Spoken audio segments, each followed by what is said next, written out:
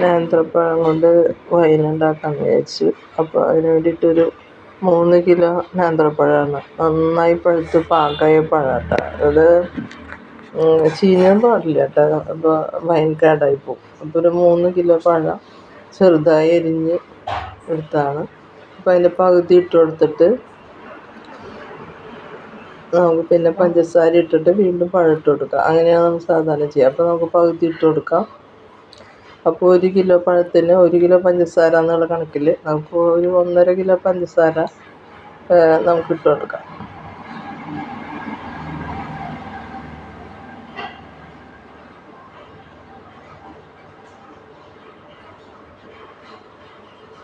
കുറച്ചും കൂടി വേണം പഞ്ചസാര, 1.5 ആയിട്ടില്ല, പകുതി ആയിട്ടില്ല. അപ്പോൾ കുറച്ചും കൂടി ഇട്ട് കൊടുത്തിട്ടുണ്ട്. ഞാൻ അതിൻ്റെ മീതെ വീണ്ടും ബാക്കിയുള്ള പഴം ഇട്ട് കൊടുക്കാം. വളരെ ടേസ്റ്റി ആയിട്ടുള്ള വൈനാണ് കേട്ടോ ഈ നേന്ത്രപ്പഴത്തിൻ്റെ വൈൻ. പെട്ടെന്നാവും ചെയ്യും. ഒരു 10 ദിവസമൊക്കെ ശരിക്കും മതി. ഞാൻ ഒരു 21 ദിവസം വെക്കുന്നുണ്ട് കേട്ടോ. അപ്പോൾ ബാക്കിയുള്ള ഒരു 1.5 kg കൂടി പഴം നമുക്ക് ഇതിലേക്കിട്ട് കൊടുക്കാം. അപ്പോൾ ഈ പഴമൊക്കെ നമ്മൾ വാങ്ങിയിട്ട് നമുക്ക് പഴുപ്പതിയാകുമ്പോൾ നമുക്ക് കഴിക്കാൻ ഇഷ്ടമുണ്ടാവില്ല. ആ സമയത്തൊക്കെ നമുക്ക് കുറച്ച് പഴമുള്ളെങ്കിൽ നമുക്ക് ഇങ്ങനെ ചെയ്യാം കേട്ടോ. അതിൻ്റെ അനുപാതം എത്രയുള്ളൂ, എത്ര എടുക്കണമെന്ന് വെച്ചാൽ അത്ര പഞ്ചസാര, അത്ര വെള്ളം, അത്രയൊക്കെ ഉള്ളൂ. അപ്പോൾ നമുക്ക് വീട്ടിൽ ഉണ്ടാക്കി കഴിക്കുകയും ചെയ്യാം, നല്ല വൈൻ കഴിക്കാം. ഞാനിങ്ങനെ ഇടയ്ക്ക് ഉണ്ടാക്കാറുണ്ട്.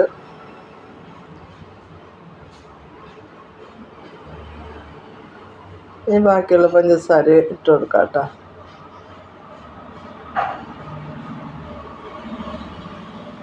ഞങ്ങളിത്തിരി പഞ്ചസാര കൂടുതൽ വാങ്ങിയിട്ടുണ്ടായിരുന്നു. അതാണ് പഞ്ചസാര മാറ്റി വെച്ചിട്ട് ഒരു 1/2 കിലോയോളം കൂടുതൽ വാങ്ങിയിട്ടുണ്ടായിരുന്നു വീട്ടിലെ ആവശ്യത്തിന്. അപ്പോൾ അതുകൊണ്ട് മാറ്റി വെച്ചു.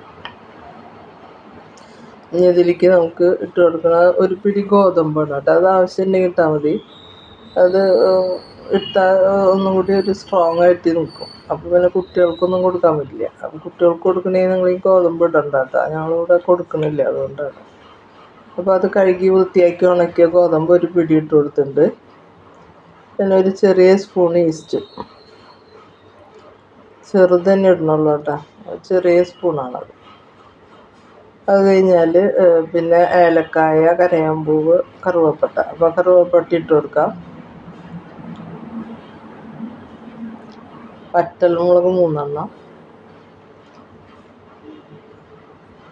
കറുവപ്പട്ട ഇട്ട് കൊടുക്കാം.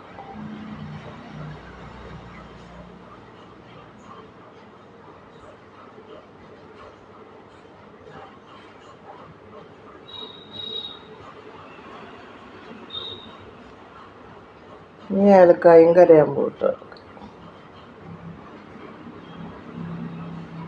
വളരെ എളുപ്പമാണ് ഇത് ഉണ്ടാക്കുക. നമ്മൾ പഴം അരിയണ ഒരു താമസമുള്ളൂ. പിന്നെ വേഗം, പിന്നെ എന്താണെന്ന് വെച്ചാൽ ഇത് ഒരു ഏലക്കായ, പിന്നെ ഇതിൽ കരയാമ്പൂവ് ഒരു 10-12 എണ്ണമാണ് ഉണ്ട് കേട്ടോ.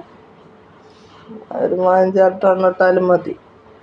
ഇനി നമുക്ക് ഇതിലേക്ക് 3 ലിറ്റർ വെള്ളം ഒഴിച്ച് കൊടുക്കണം.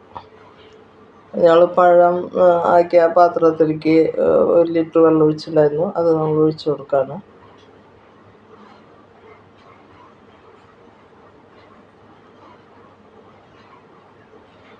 പിന്നെ ഈ പാത്രം എന്ന് പറയുന്നത് 1 ലിറ്ററാണ്. അപ്പോൾ അത് 2 നമുക്ക് ഒഴിക്കാം.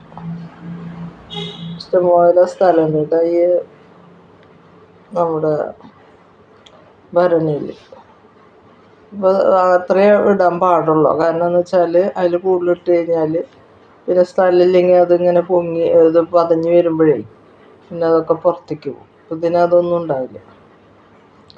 ഇനി ഇതൊരു ഡാർക്കായിട്ട് സ്ഥലത്ത് വെക്കണമെന്നാണ്. അപ്പോൾ നമുക്കിപ്പോൾ റൂമുകൾ തന്നെയുള്ളൂ. അപ്പം ഞാനിപ്പോൾ കട്ടിലിൻ്റെ അടിയിൽ ഇത്തിരി ഒരു ഡാർക്കായിട്ടുള്ള റൂമാണ്. അത് വലിയ സൂര്യപ്രകാശമൊന്നും കിട്ടില്ല. അപ്പോൾ ആ റൂമിൻ്റെ കട്ടിൽ, അവിടെ ഒരു കട്ടിലുണ്ട്, അതിൻ്റെ അടിയിലാണ് നമ്മൾ വയ്ക്കുക. അപ്പോൾ ഇരുട്ടായ സ്ഥലം വേണമെന്നാണ്. ഒരു തുണി കൊണ്ട് കെട്ടിയിട്ട് നമ്മൾ മൂടി വയ്ക്കുകയാണ് ചെയ്യുക. ഇത് തടിത്തവി ഉപയോഗിച്ച് തന്നെ ഇളക്കണം കേട്ടോ, അല്ലെങ്കിൽ സ്റ്റീലെങ്കിലും ഉപയോഗിക്കണം, അലുമിനിയം ഒന്നും ഉപയോഗിക്കരുത് കേട്ടോ.